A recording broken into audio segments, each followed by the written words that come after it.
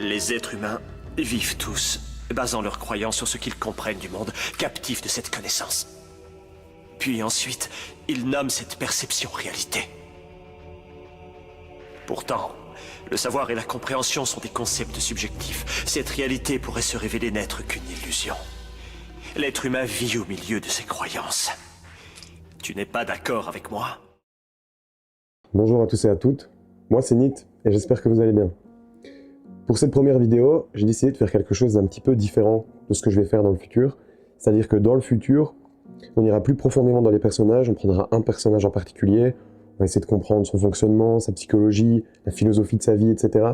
Donc ce sera un petit peu plus profond. Mais pour marquer le coup, je me suis dit c'est la première vidéo, il faudrait quelque chose d'un petit peu plus, plus facile à regarder, un petit peu plus sympa. Donc pour cette vidéo, ce qu'on va faire, c'est prendre une œuvre, en l'occurrence Naruto, et pour pas que cette vidéo dure éternellement, parce qu'il y a énormément de choses à dire, on va prendre 3 points clés, et dans ces 3 points, on va pouvoir voir la philosophie et la psychologie derrière les personnages de Naruto. Ce sera une vidéo un petit peu plus légère que ce que je ferai dans le futur, un petit peu plus facile à regarder, plus digeste. On va essayer de faire une vidéo qui dure pas non plus 1000 ans, on va essayer de faire une vidéo qui dure un petit 10 minutes, et ça vous permet comme ça de voir comment je fonctionnerai dans le futur avec les vidéos. Donc on est parti, je vais te montrer directement en 3 points pourquoi Naruto est une masterclass que tu dois aller absolument regarder. Si t'aimes la psychologie et la philosophie, cette chaîne est faite pour toi. L'histoire se déroule dans un village caché dans un monde shinobi. On suit l'histoire de Naruto Uzumaki, un jeune aspirant ninja, et de son rêve d'arriver au sommet. On nous dit dans un premier temps qu'un jour, un démon renard a attaqué le village de notre héros et l'a presque entièrement détruit. Comme dernier recours pour le sauver, le chef du village a décidé de le sceller dans un enfant. Cet enfant, vous vous en doutez, c'est Naruto. Le village a été sauvé, mais là où on pourrait penser que Naruto, l'enfant possédé par ce démon, serait vu comme un sauveur, à l'inverse, il est vu comme un monstre, vu comme responsable de la destruction du village et comme bourreau de ceux qui ont perdu la vie pendant l'attaque. Naruto est un paria, rejeté de tous, presque tous, car par après on fait la connaissance de Iruka. Les parents de Naruto sont morts pendant l'attaque, ce qui fait Naruto un orphelin, et on découvre Iruka, professeur à l'académie qui fait office de figure paternelle pour lui, la seule personne qui le regarde et le comprend.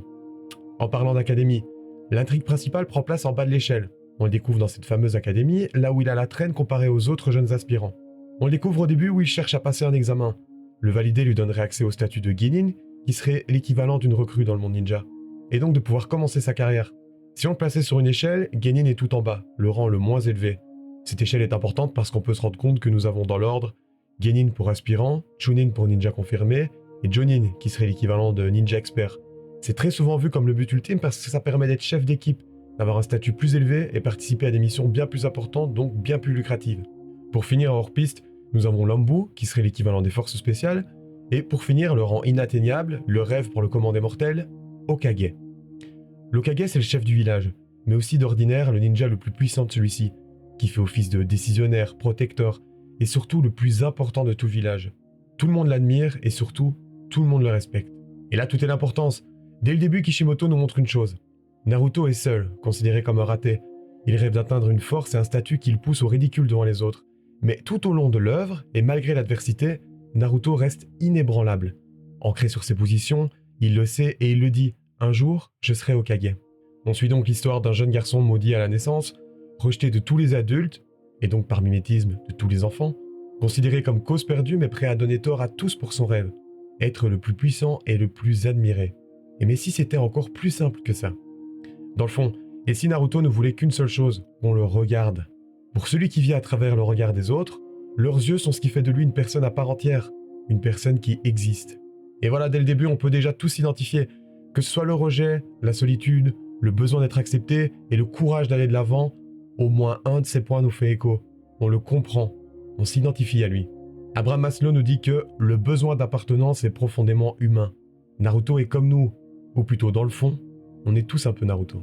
Vers la suite, il y a toutes sortes d'aventures, de combats, etc. Mais je vais vous laisser le regarder et profiter par vous-même. Moi, ce qui m'intéresse, c'est la psychologie. Et le deuxième point que je voudrais vous parler, c'est de son meilleur ami et frère de cœur, Sasuke Uchiwa. Là où on nous explique que Naruto a perdu ses parents à la naissance, Sasuke, lui, a perdu ses parents plus tard dans l'enfance. Un soir de pleine lune, tout son clan a été massacré de sang-froid par son grand frère, le laissant orphelin. L'histoire de son grand frère est très intéressante, mais une vidéo entière lui sera dédiée par la suite. Bref, nous avons alors notre fil conducteur, Naruto et Sasuke ne se supportent pas, de par leurs caractères respectifs, mais se comprennent. Ils partagent une chose, et la plus importante, la solitude. Leur rivalité leur sert à avancer et se dépasser mutuellement, mais la solitude les fait se comprendre. Nous avons la dualité de celui qui veut prouver au monde sa valeur, et celle de celui qui veut se venger pour donner un sens à son existence. Une motivation différente, mais un destin partagé. Ce qui me plaît énormément avec leur relation qui évolue au fur et à mesure, c'est qu'elle me fait penser à la citation de Boris Cyrulnik, qui dit « Ce n'est pas ce qui nous arrive qui nous détruit, mais le sens que nous lui donnons ». Là où Naruto a pourvu son objectif mais avance avec une sorte de méritocratie, même si vous m'avez rejeté, je vais devenir le plus fort pour vous prouver que je mérite que vous me regardiez. Sasuke, lui, n'hésite pas à devenir froid, calculateur et choisir les chemins les plus moralement douteux afin d'arriver à ses fins. D'une manière ou d'une autre, quitte à blesser ses amis et lui-même. L'intrigue principale entre eux est donc, est-ce que Naruto, de par ses principes et ses valeurs, arrivera à ramener Sasuke au village, ou à l'inverse, est-ce que Sasuke est une cause perdue impossible à sauver de lui-même? Pour ce deuxième point, on a encore une question qui fait écho avec nous-mêmes. Est-ce que sous couvert d'objectifs, cela rend justifiable nos choix et décisions? Est-ce que ma souffrance me rend légitime de l'infliger à ceux qui, à mon sens, le méritent? Mais alors, qu'est-ce qui me rend différent de ceux qui m'ont fait souffrir? On appelle ça le cycle de la vengeance. On en parlera aussi plus tard. J'adore les questions dans ce style-là, et j'espère que toi aussi. Mais bref, passons au troisième point. Le troisième et dernier point est celui qui m'a inspiré cette vidéo. C'est le combat final entre Pain et Naruto. Pour le contexte, et en bref, d'un côté nous avons un Naruto plus âgé, mais toujours inébranlable sur ses valeurs, et en face Pain, le chef du groupe ennemi. Nous avons assisté à un Pain tuant plein de personnages que nous avons suivis pendant des années et appris à apprécier, pour un final où il détruit le village. Quand tout le monde le regarde avec effroi, on aperçoit Naruto arriver comme à son habitude pour, entre guillemets, battre le méchant, mais là tout change. Là où nous avons l'habitude du gentil contre le méchant, Pain ne paraît pas noir ou blanc, mais presque gris.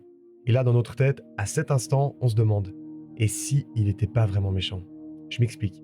Durant pour moi un des plus beaux discours, tout animé confondu, Pain nous explique ceci. Ta vision de moi et des miens me fait paraître pour quelqu'un de mauvais. Alors, sous couvert de la justice, je mérite la mort. Comme j'ai détruit ton village, je dois payer pour mes crimes.